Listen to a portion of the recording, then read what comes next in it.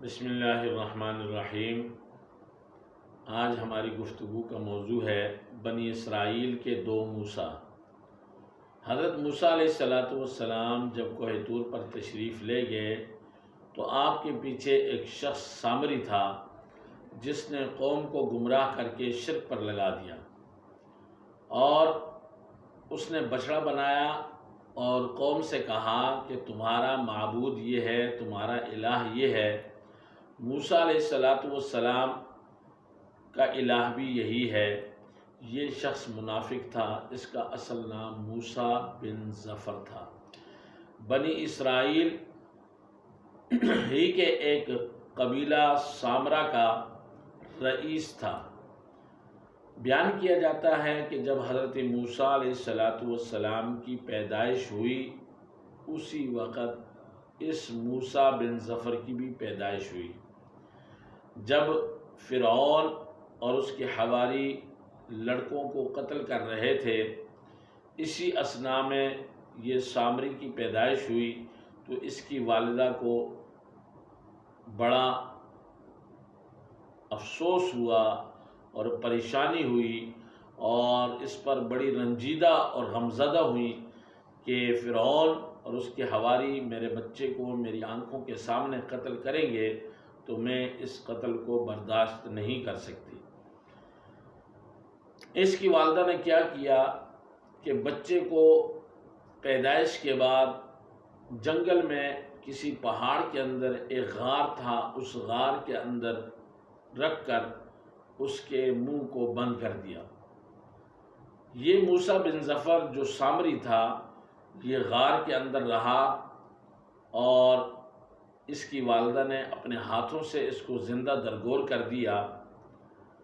اللہ رب العزت کو جو منظور ہوتا ہے وہی ہوتا ہے۔ اللہ رب العزت نے اس بچے کی پرورش کے لیے جبرائیل امین کو حکم دیا کہ اس کی پرورش کا انتظام تمہارے ذمہ ہے۔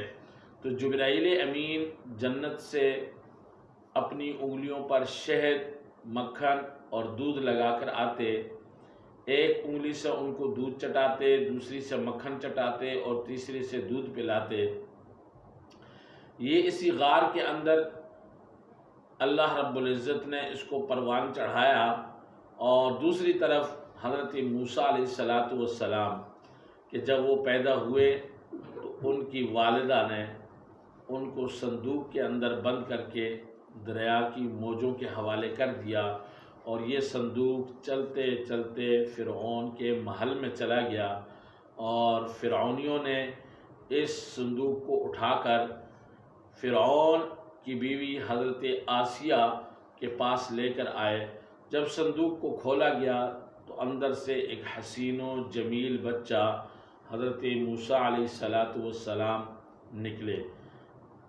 حضرت آسیہ نے اس بچے کو پالنے کی درخواست کی، فرعون مان گیا، اور اس طریقے سے فرعون کے محل کے اندر حضرت موسیٰ علیہ السلام پلے بڑے جوان ہوئے۔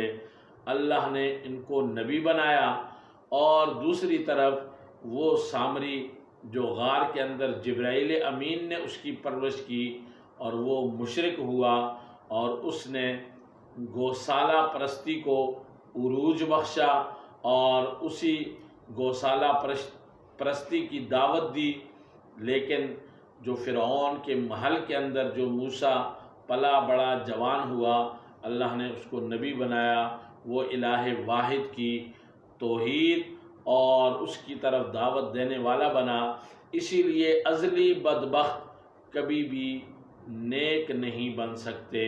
اس لیے اللہ جل شانہ نے حضرت موسیٰ علیہ السلام کو فرعون کے ہاتھوں میں پال کر، اس کے محل کے اندر پال کر، اللہ نے ان کو نبی بنایا اور الہ واحد کی دعوت پر لگایا، اور لوگ ان کی بات کو سنتے تھے اور نیکی کے کاموں میں بڑھنے والے تھے۔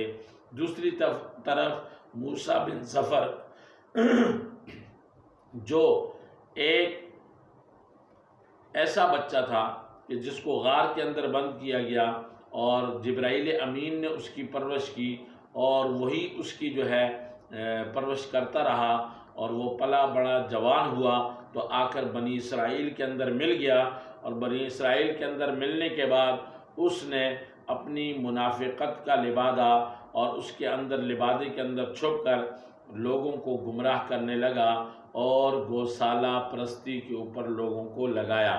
اس لیے کہا جاتا ہے کہ ازلی بدبخت کبھی بھی نیک نہیں بن سکتا، اور جبرائیل امین کی پرورش اور فرعون کی پرورش، ان کی پرورش کا دار و مدار یہ نہیں ہے کہ جبرائیل نے جس کی پرورش کی تو وہ نیک بن جائے گا اور فرعون نے جس کی پرورش کی تو وہ نیک نہیں ہوگا، بلکہ پرورش کا دار و مدار اس کی نیکی اور غیر نیکی پر نہیں ہوتا۔ اللہ جل شانہ ہم سب کو حضرت موسیٰ علیہ السلام کی تعلیمات اپنانے، پھیلانے، اس پر عمل کی توفیق نصیب فرمائے۔